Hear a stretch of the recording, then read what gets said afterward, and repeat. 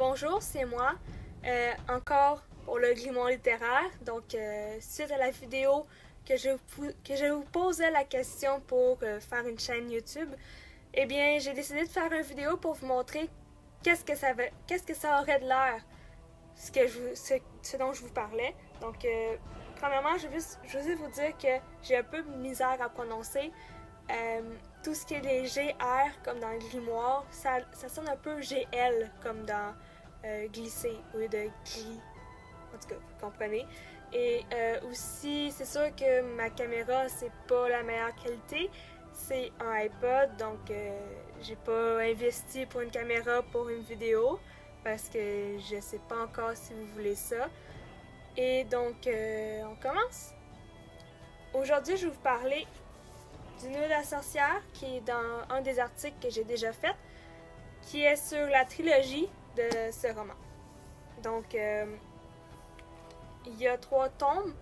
Le livre Perdu des sortilèges, L'école de la nuit et celui-ci. C'est écrit par Deborah Harkness.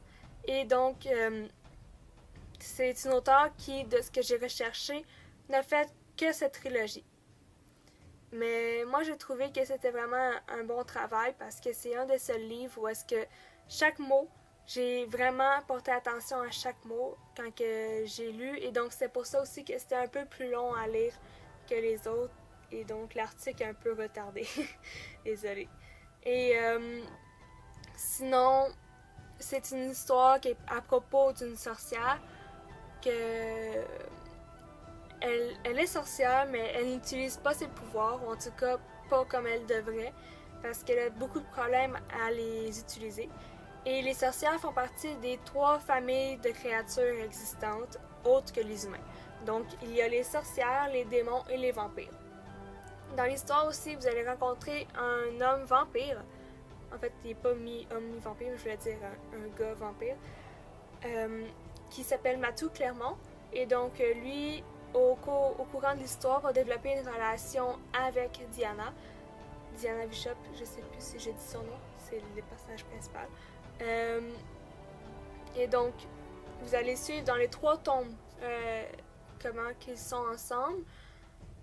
Et aussi, ben en fait, c'est pas nécessairement l'intrigue principale parce que c'est pas un roman d'amour, même s'il y a beaucoup de romance dedans. C'est surtout un roman sur un livre, un gros livre qui serait le livre de la vie.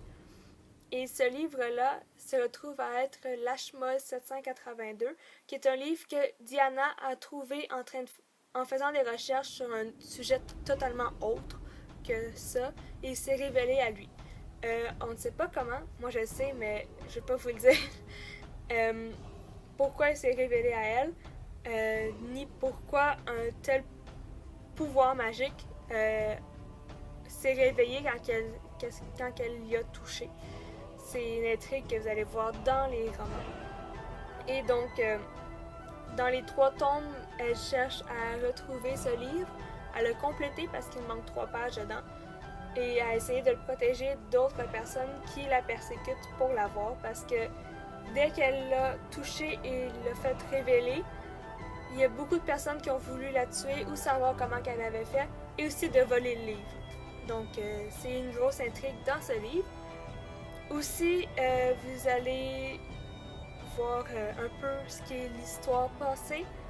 Je vous en dis pas plus, mais vous allez voir un peu les dessous de l'époque élisabéthienne. Bref. Et donc, c'est ça. C'est un livre que j'ai vraiment aimé. C'est sûr qu'il y a la série Sorcière qui est mon top, mais ça se rapproche beaucoup, même s'il y a juste 3 tomes. Le seul défaut que je peux trouver, c'est qu'ils sont vraiment chers. Ils sont 30$ chacun. Mais ils se trouvent bien en bibliothèque au Québec. Je ne sais pas ailleurs, mais au Québec, oui. Je les ai pas lus en anglais, je les ai lus en français, donc la version originale, je peux pas vous en parler. Mais la traduction est vraiment bonne et c'est vraiment des mots clairs, simples, mais qui ont une profondeur d'âme exceptionnelle et qui vous accrochent à la lecture. Donc, c'est ça. Donc, je vous souhaite une bonne lecture. Je vous souhaite aussi une bonne semaine ou un bon mois. Je sais pas quand est-ce que je vais faire une autre vidéo. En ce moment, je suis en train de lire le 5e tome de Kim Harrison pour la série Rachel Morgan. Donc, je vous reviens là-dessus quand je l'aurai fini. Sinon, je risque peut-être de faire d'autres articles sur d'autres séries que j'ai déjà lues.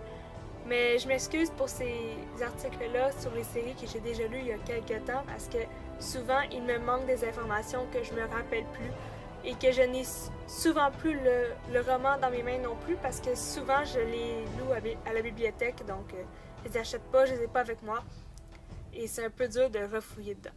Donc, c'est ça. Au revoir!